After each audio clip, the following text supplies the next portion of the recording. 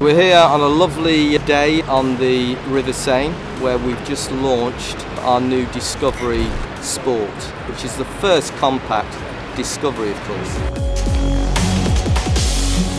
We built this barge, created these giant Wellingtons, we've created a certain British element to the barge, and we've had our new vehicles driving on it, showing its capability off-road, into water. It's been quite spectacular.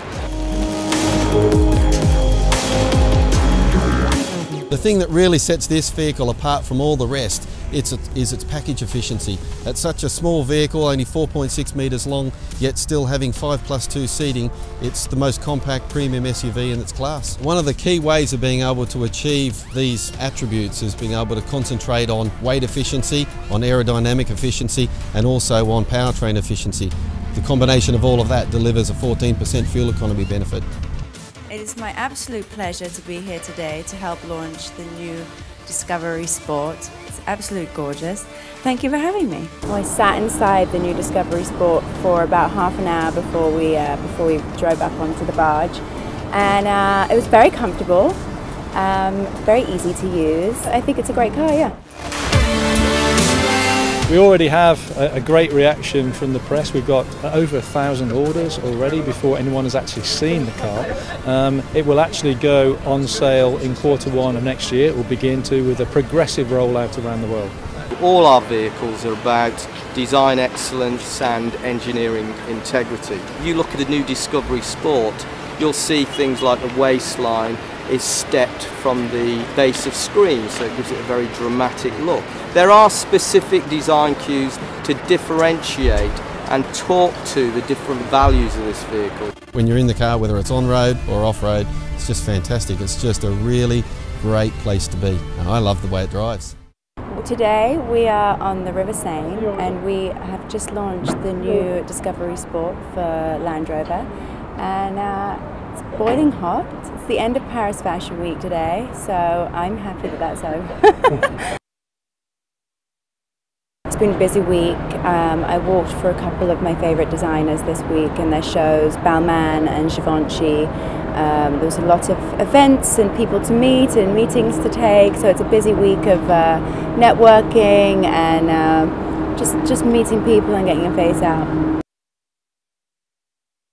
Tomorrow I fly back to LA, which is where I live, and I have a couple of quiet weeks at home, which I'm looking forward to. It's been a manic month for me. I've been travelling all over the place, so looking forward to some time off. I think it's a great car.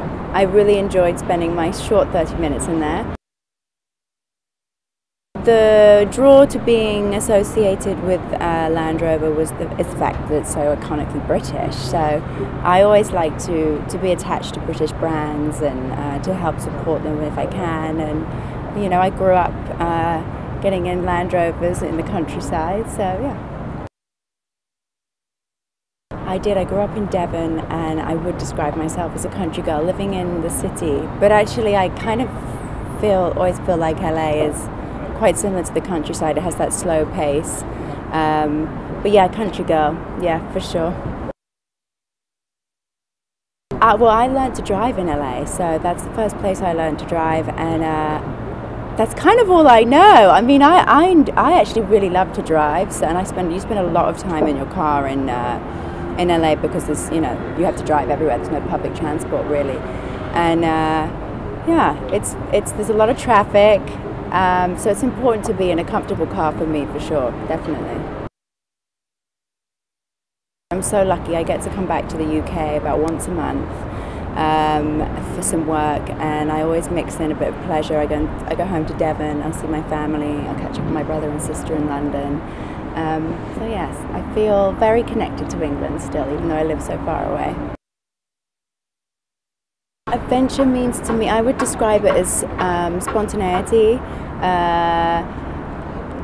living in the moment, going somewhere or being with people that you haven't been with before, being courageous and living life to the fullest. Yeah, that's how I would describe adventure.